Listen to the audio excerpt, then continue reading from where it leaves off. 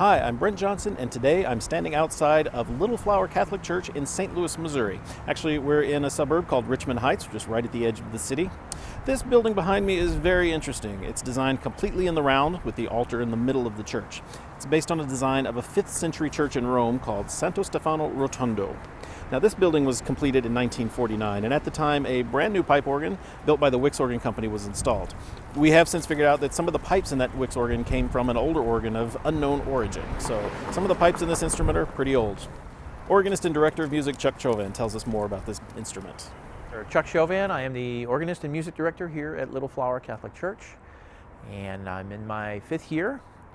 So I started here 2015-ish.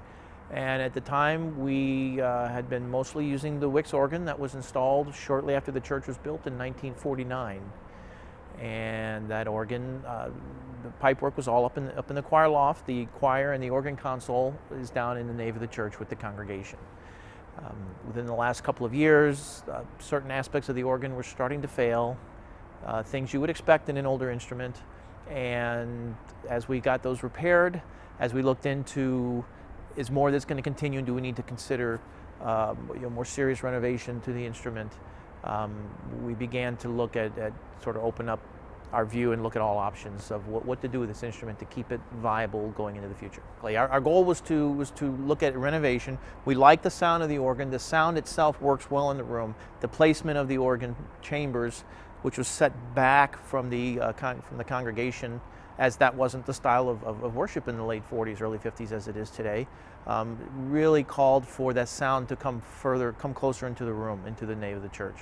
So we did have some requirements that we wanted to retain as much of the pipework as possible, which we are doing. Of the 23 ranks, I think 19 were original ranks with the instrument. I think of those 19, we retained 15, I believe, something around those numbers. So a high percentage, which I'm very happy about, not only from a cost perspective, but because we are preserving the sound of the instrument.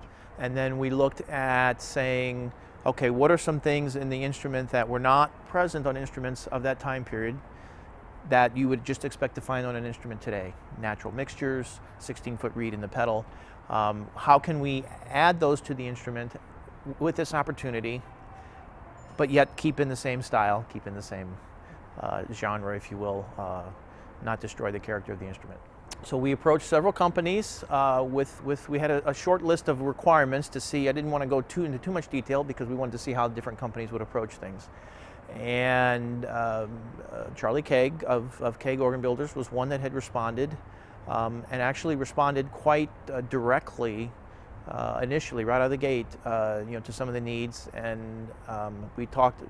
It was a very easy conversation to have with some very specifics about how we would approach things, why we would approach things certain ways. And it was very clear to me that as an organ builder, he's not only putting the pieces together, but he's studied the nature of what works and why it works, and different options and different things that work in different situations.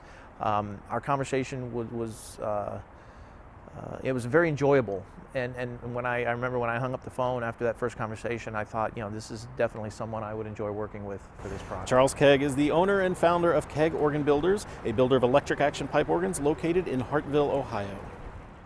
The previous organ was a Wix organ from about 1950, which also included pipes at that time from a previous instrument of unknown origin.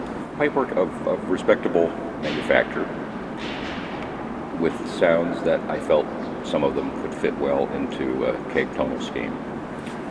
We end up keeping mostly strings, some flutes. Also we kept, actually there was an oboe that was really quite lovely, and large bass stops, which are always a good thing to keep when possible. Organs built back in the mid-century, particularly for the Roman liturgy, were still designed to accompany a relatively small choir, and there was not nearly as much congregational singing.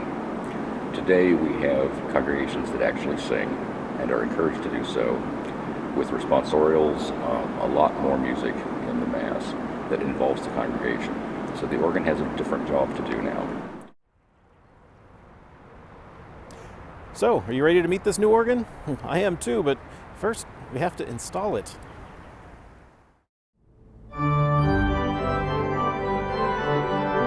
Let's start by taking a look at where the Wix organ was and where the new organ is going to go. To get to the gallery, we head up this narrow staircase. At the top of the stairs, we find ourselves in the organ gallery. There are two doors. One leads into what used to be the main chamber for the Wix organ. The grate and pedal were in here. It's been cut down a bit by adding this wall, which creates a space where the new blowers will go. The old blower was down in the basement, but this allows them to isolate the new ones, and they'll be nice and quiet. Windways have been cut to allow access into the other chambers. And as you can see, some insulation has been added to the back wall to help control the temperature. The remaining space will be where the pedal open and Borden will be installed horizontally. And this takes us into what used to be the swell. You can see that there are still some swell shades on the wall.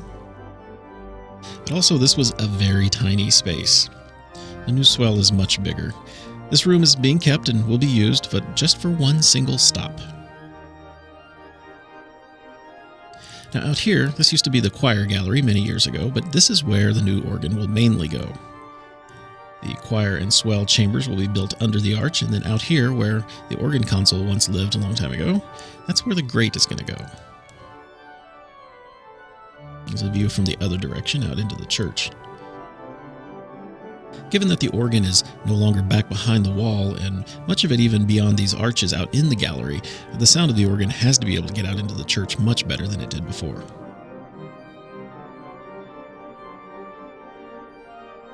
The truck holding the organ arrived on Tuesday evening, so early Wednesday morning, January 13th, the organ builders arrived and set to work unloading the truck.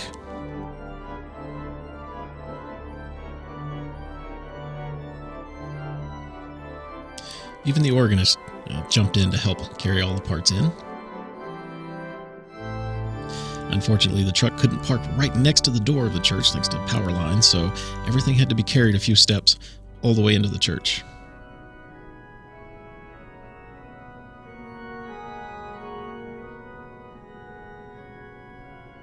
Until they're ready to go into the organ, all of the parts are stored in the church. The Kegg Organ Company uses pipe insulation tubes to protect the backs of the pews from any damage from the parts that will be stored there. This is a creative and clever solution to help protect the church.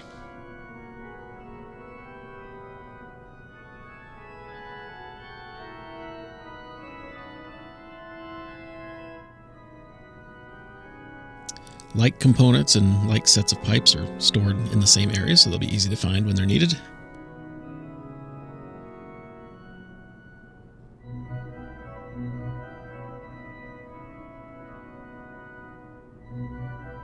Now, here's a fair warning. In this video, to speed up the processes, we're going to use some time-lapse on occasion.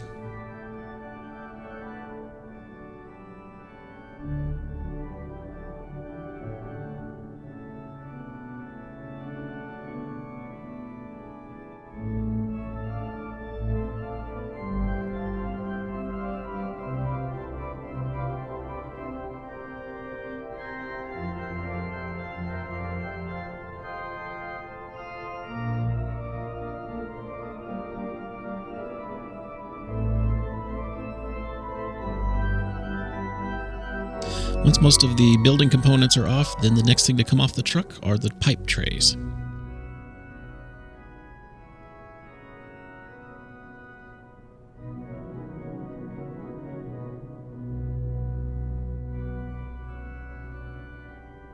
These are stored and stacked, so hopefully the ones we need first will be on top of the stack.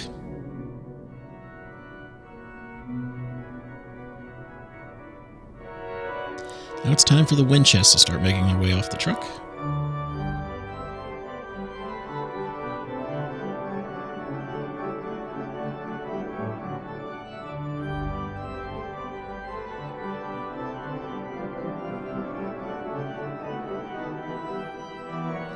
And finally, the 3-manual console makes an appearance.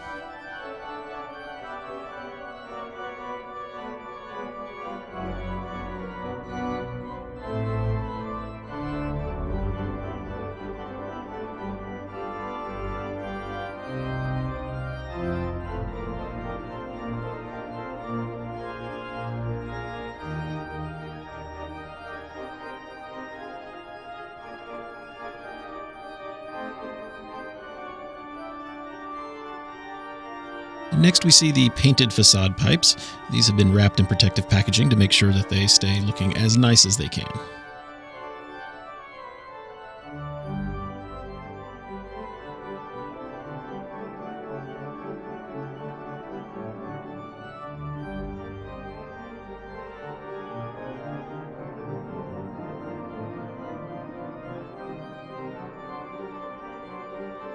And the organ has been unloaded. The whole process took about 2.5 hours.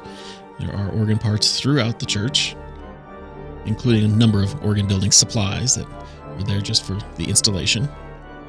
And as soon as the truck's unloaded, work immediately begins in the gallery. Now, the 16-foot open wood came from the original organ and, in fact, never actually left the church. When the old organ was uninstalled, they left the pipes here covered up in this chapel. So these have not been out in 70 years or so they need to be taken out and cleaned before they can be installed in the new organ. Fortunately, this mid-January day turned out to be a warm and sunny one, so they were able to do this process outside.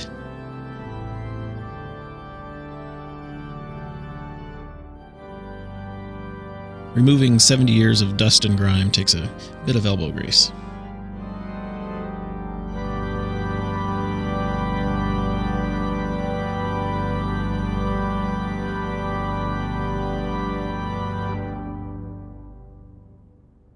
Now, when you're installing a pipe organ, you have to make sure that the parts at the back and the bottom go in first, because those areas may not be accessible again once more parts go in. The blowers, of course, in the very back room, and the parts here for the tuba chamber needed to go in first because they're back in the back corners, and their access to those will be blocked by newer parts of the organ. The tuba chests come up, along with the regulators for the blower room.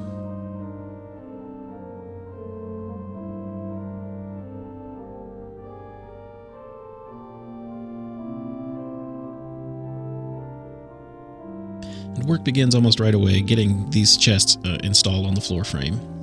Now, an important part of the pipe organ is the floor frame. This is the wooden framing that's down and outlines where everything is going to go, and make sure that the organ is level and that all of the parts are exactly where they intended to be when they line up together in the end. So we're going to speed through the lengthy process of getting the floor frame nice and level, because the gallery floor was not perfectly level.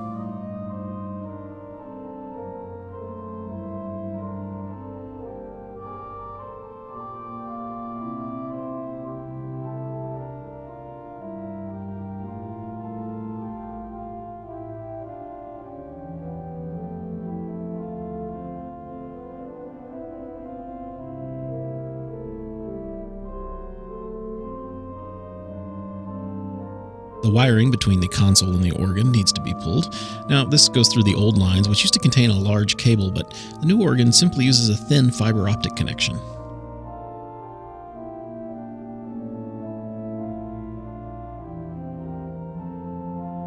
Now the wind trunks begin to go down. In this organ, the Kegg Organ Company is using all wooden wind trunks that they manufacture on their CNC machine.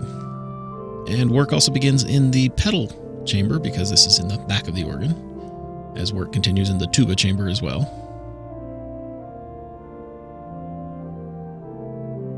Some modification to the wind chest needed to be made for winding.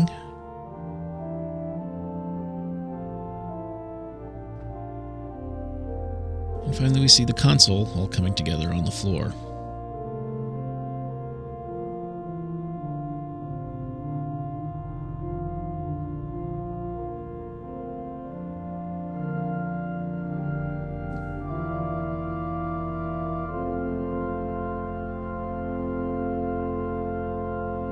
And that was the end of day one. Pictures are 1,000 words, but seeing it live versus pictures on Facebook or pictures directly on text is just night and day difference. It looks fabulous. I mean, the craftsmanship is exceptional, you can tell, and I cannot wait to play it.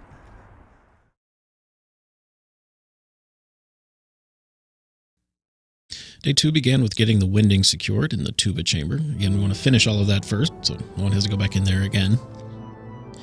Work continued on the pedal chests. Here we see them adding the metal gates that allow you to regulate the volume of the pedal pipes.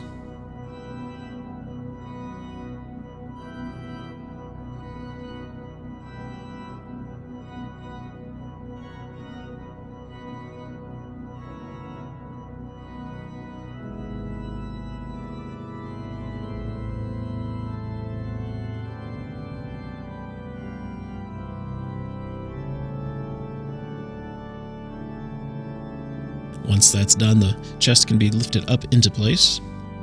Again, this is for horizontal pipes, so they'll be stacked here.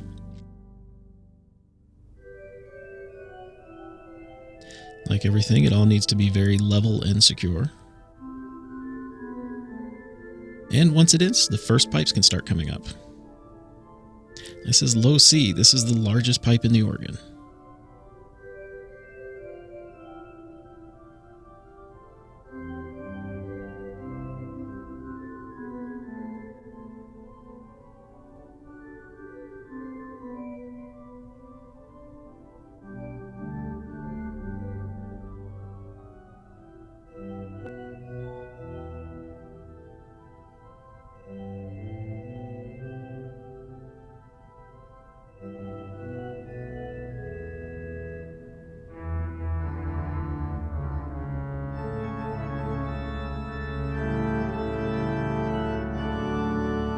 Now, because the Kegg Organ Company didn't have these pipes in their shop when they built the organ, all of the racking that's going to hold these and the other pipes in this room all has to be manufactured on site.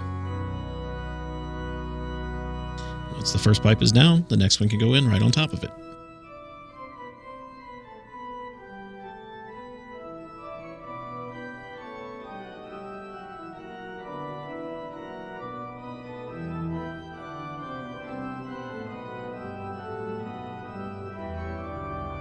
Meanwhile, work continues out in the great choir swell area, getting the winding down and the regulators in place.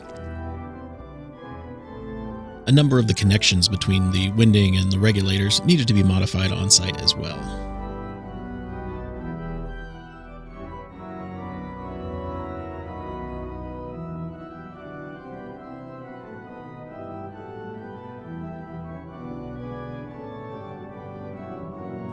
One of the reasons the audio from these first few days is not playing here is because mostly all you hear is the sound of the vacuum cleaner, which was constantly running as a lot of wood needed to be cut, and they were very careful to make sure all of the sawdust was cleaned up as things like this custom joint were made.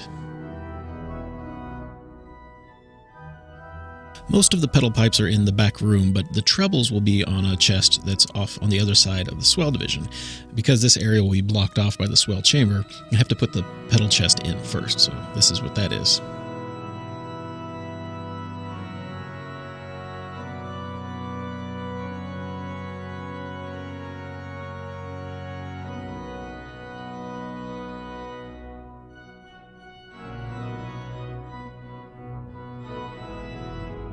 The legs that hold it up have already been installed, and it simply needs to be set down into those legs, making sure that the cable's not in the way.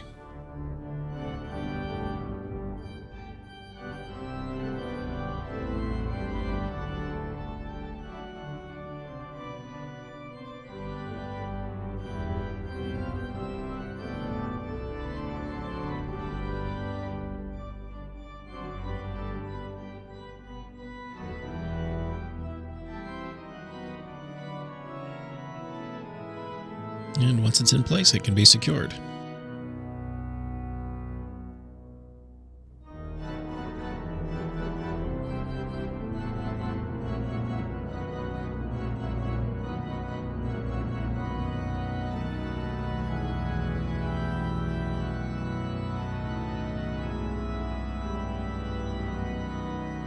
And the wind trunk for the pedal chest is secured. And more pedal pipes continue to come in.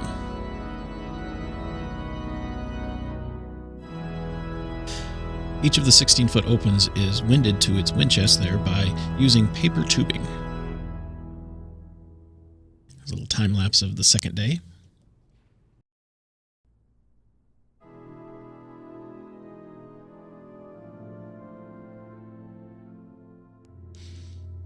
If you watch at the front railing there, you can see the great wind chest was put into place.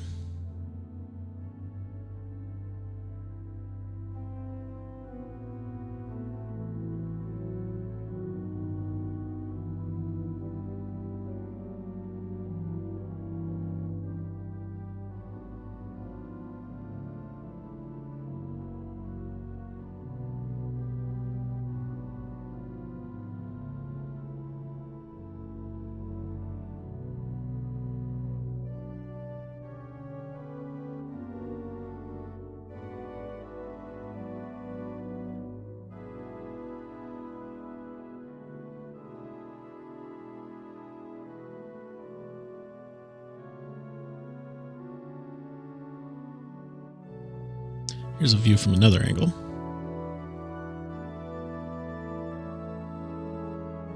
Here you can see pipes going up in the pedal chamber, and the swell chests eventually show up.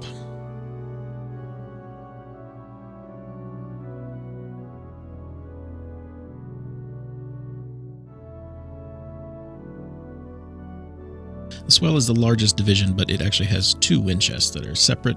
They'll be tied together once they're in place.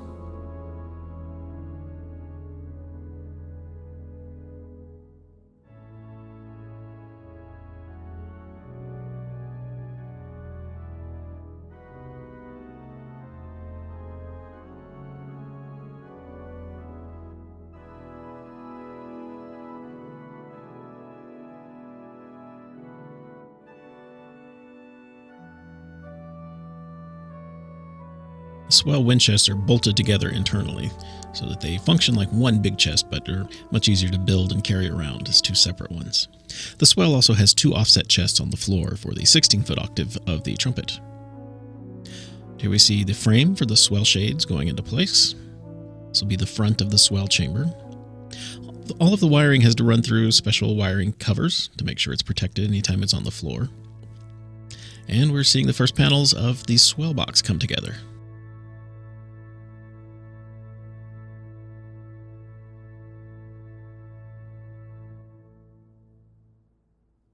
We can speed up this process a little bit.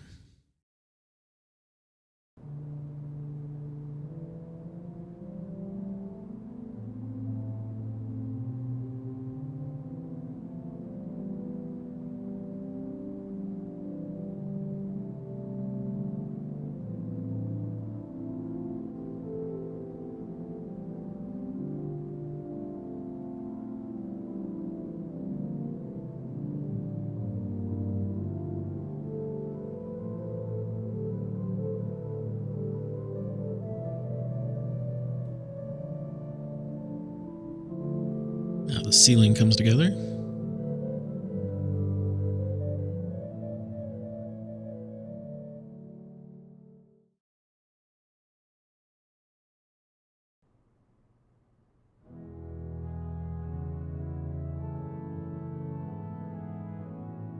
And the wiring for this swell chamber gets connected to its relay.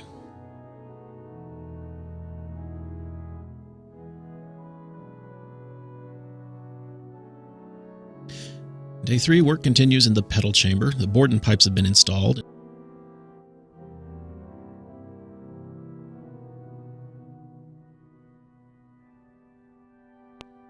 The swell box is completed.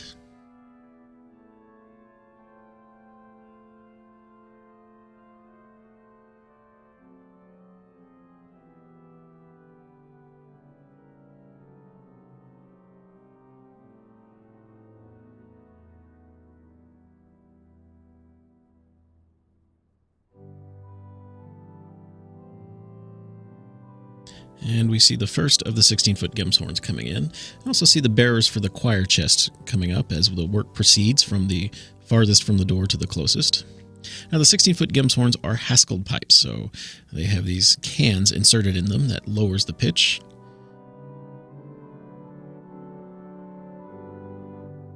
And then they're going to live at the top of this chest.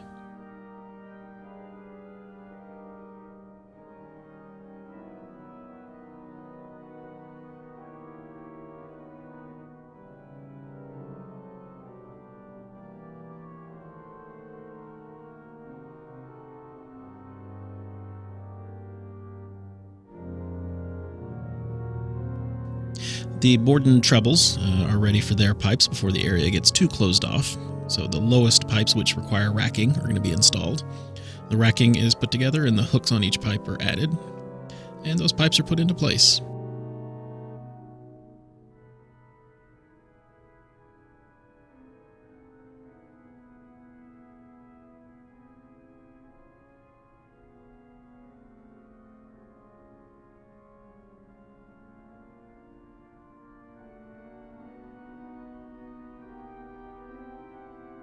Chime action has been installed too on this side of the swell box. and the choir chest has made its way up. Now, this is the largest chest in the organ. The choir isn't the largest division, but it has the largest single chest of any of the divisions. So it takes a number of hands to get this very heavy thing into place.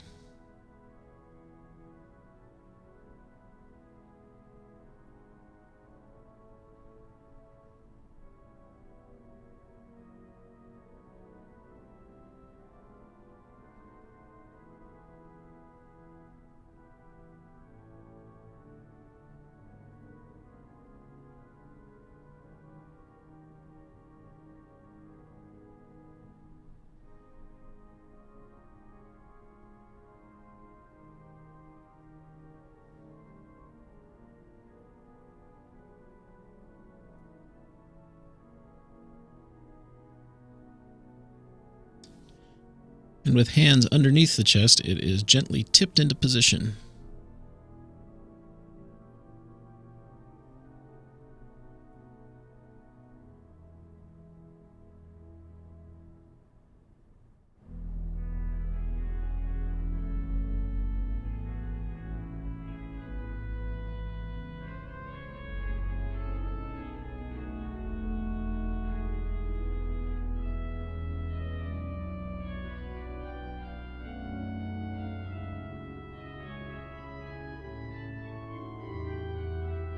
Here we can see all of that happen a bit faster.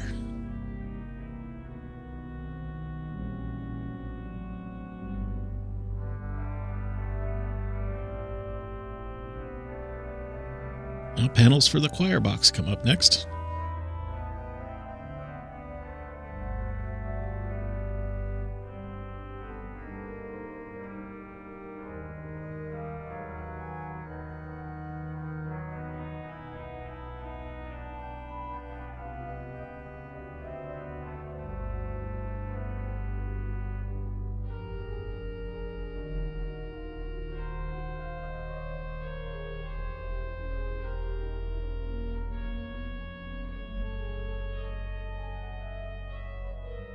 The 16-foot Lieblich has been installed in the back of the swell. Its chest is on the floor, and with pretty much all of the wind chests in place now, it's time to start working on the casework out in front of the organ.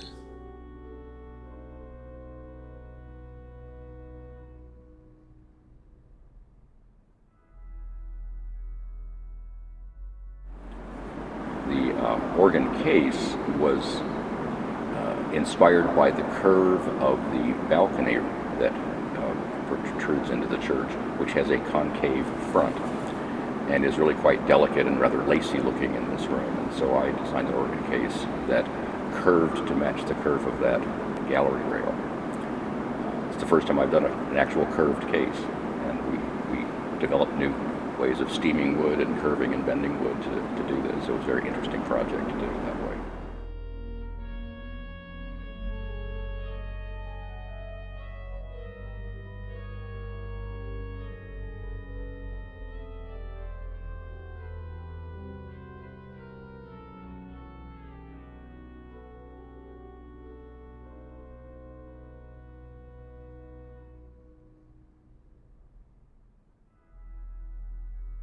Here we see the choir shade frames coming together. The choir is going to have two openings for expression shades. One big one on the front that goes out into the church, and then another one that opens sort of into the aisle that makes it easier for the choir to hear the organ directly down below.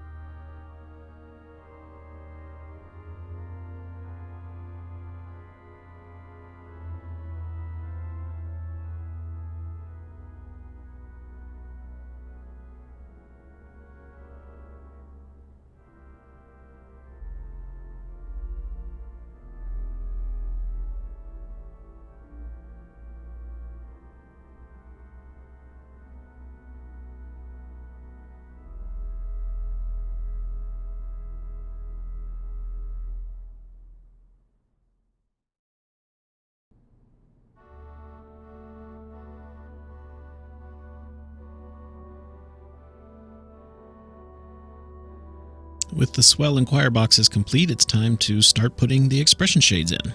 They're each put in one at a time.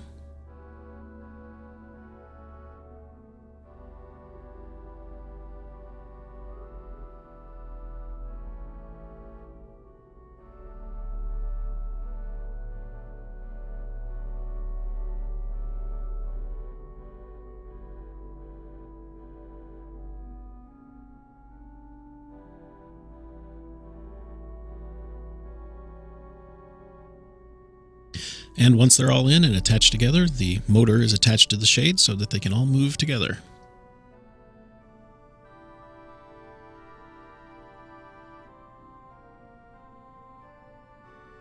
These are the toe boards that are going to hold the facade pipes. They match the curve of the casework.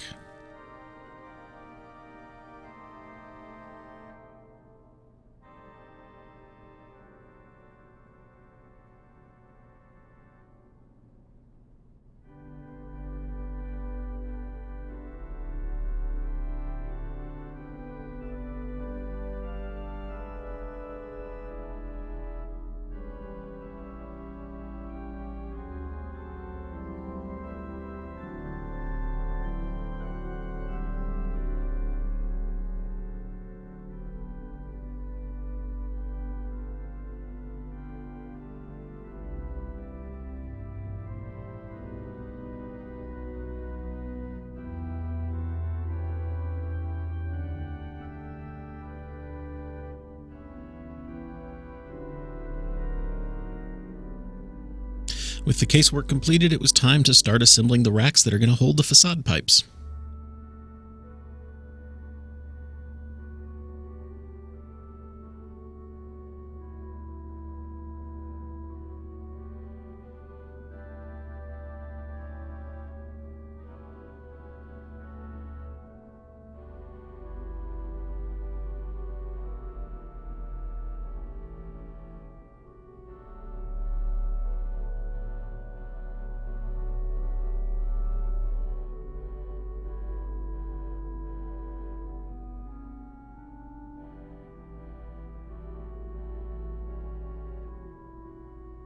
This rack was attached to the back wall to make sure it's nice and sturdy.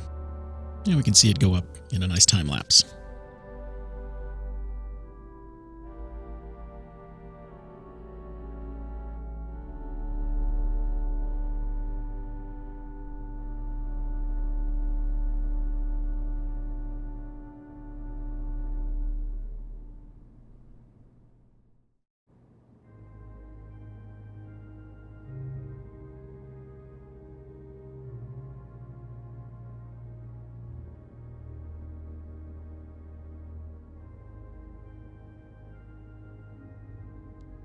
From the other view,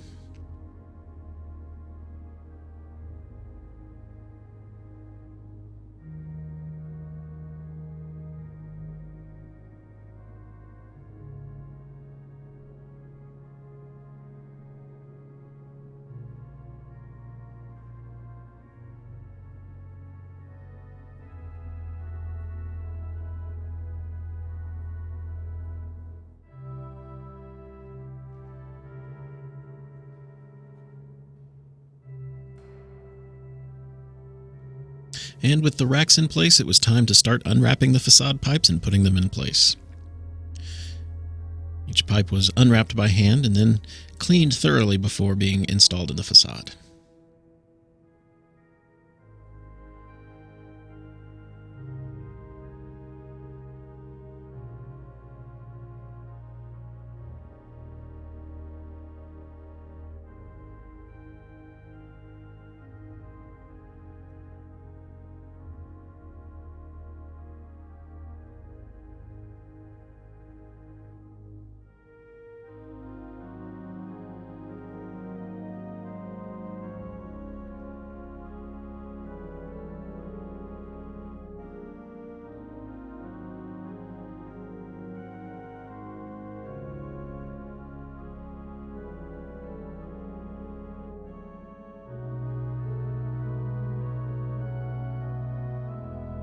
All of the facade pipes are speaking pipes except for just one. The largest one in the very middle is a dummy pipe.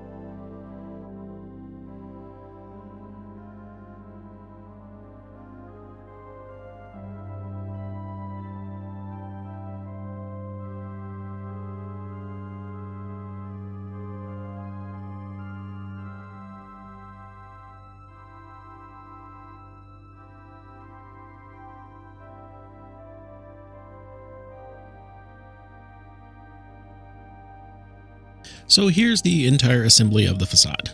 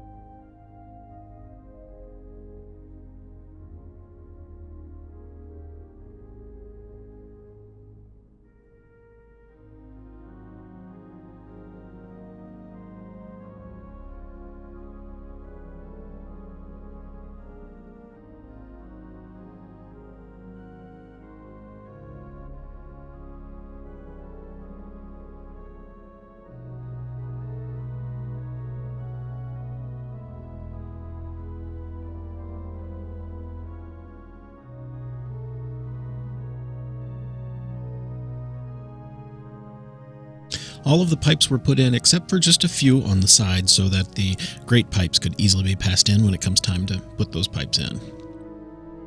That was the end of the longest day of the installation.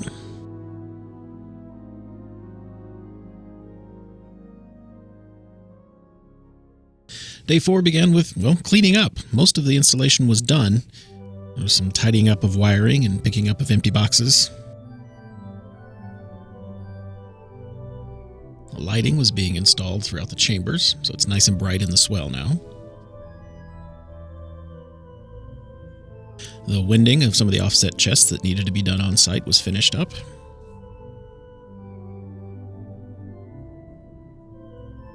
These are the offset chests in the choir, where the Gims horn will be. We're getting some lights installed in that chamber as well. And in the grate, the facade pipes are winded off of a chest that's on the floor via tubing, so all of that tubing had to be done on site.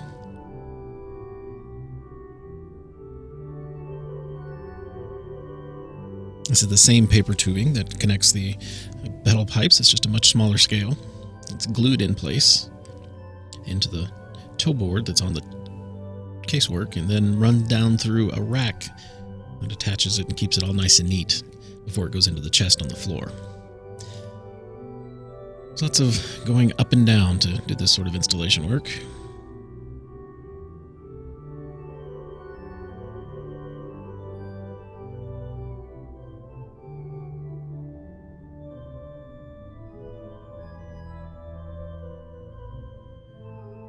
So here's all of it being installed.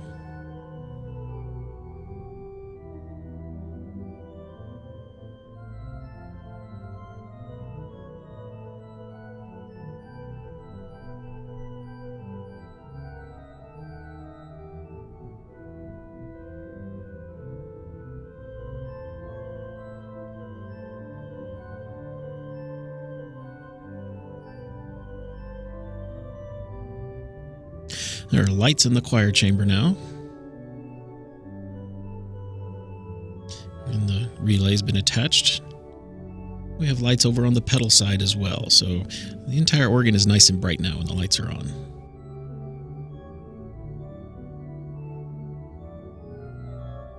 And finishing up the last of the facade tubing.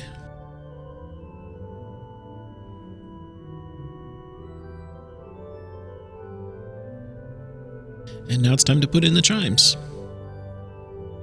Just like the facade pipes, these are handed in one at a time.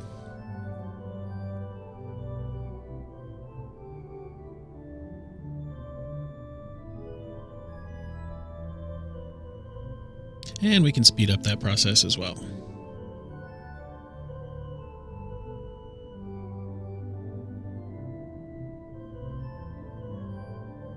All of the tubing has been done, and it gets us ready for the next day.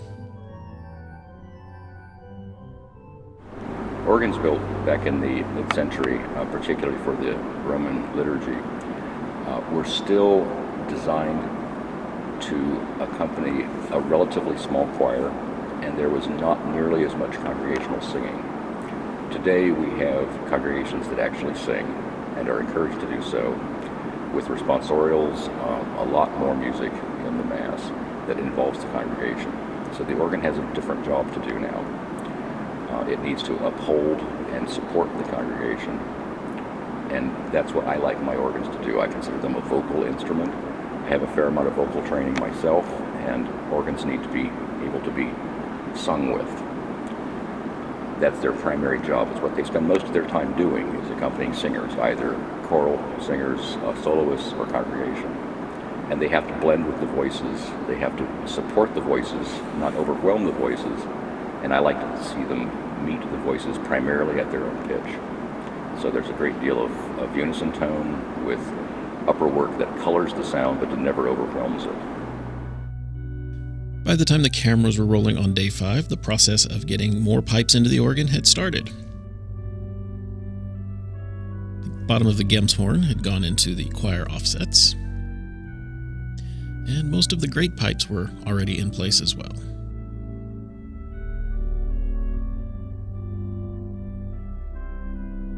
Here we see the mixture going in.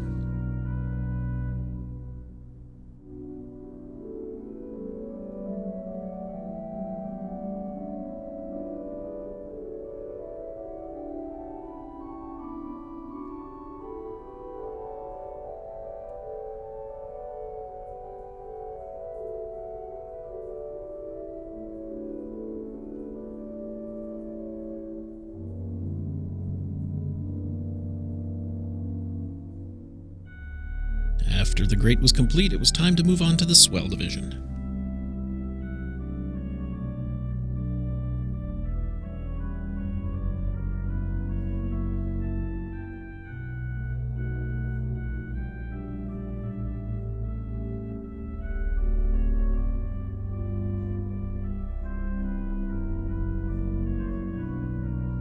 While the larger pipes go up individually, smaller pipes can be just sent up in a bucket in groups.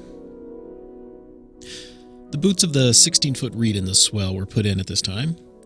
Now, putting this in requires that the note be played as a pipe is inserted to make sure there's no dirt inside the reed. Gary sharp, G sharp.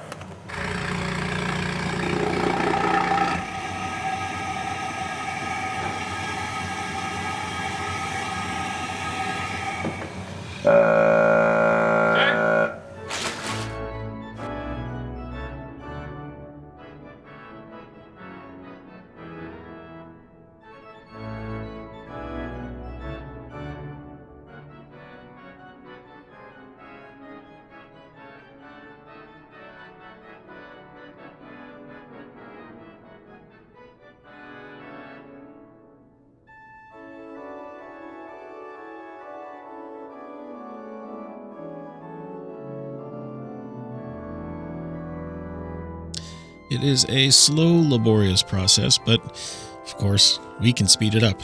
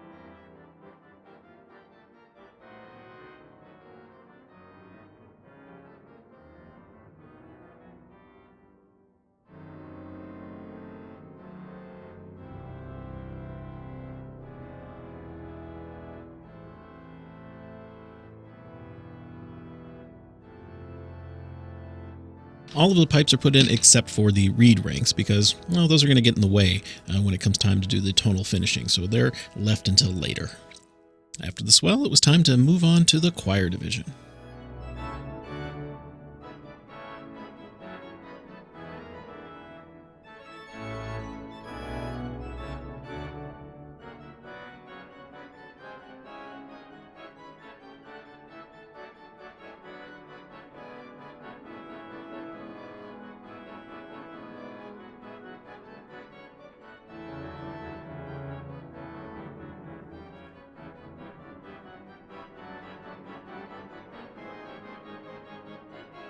And the same goes here. The clarinet, which would be in front, is left out until after the tonal finishing of the flues is complete.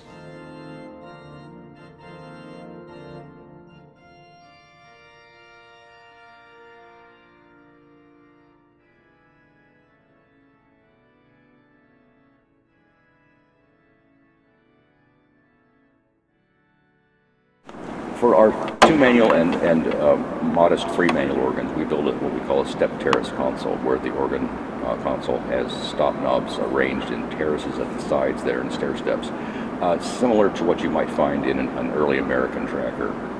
These consoles are very low in profile, they're very easy to look over, and the music director here has to direct the choir over these, and so this console is several inches shorter in height than the previous console. Makes it much easier for him to interact with both the liturgy going on at the altar, the bride at the back of the church, the choristers being able to see him during direction.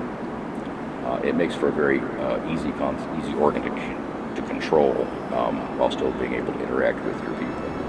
So at the end of day 5, the organ is all in, except for 4 ranks of reeds. I know you're ready to hear it, but we still have the finishing process. We have to tune it, tonal finish it, make adjustments in regulation, more tuning, get it all completely perfect before we can play it for you. So we'll document that in our next video, which is right up here. I hope you'll join me for that one. I'll see you there.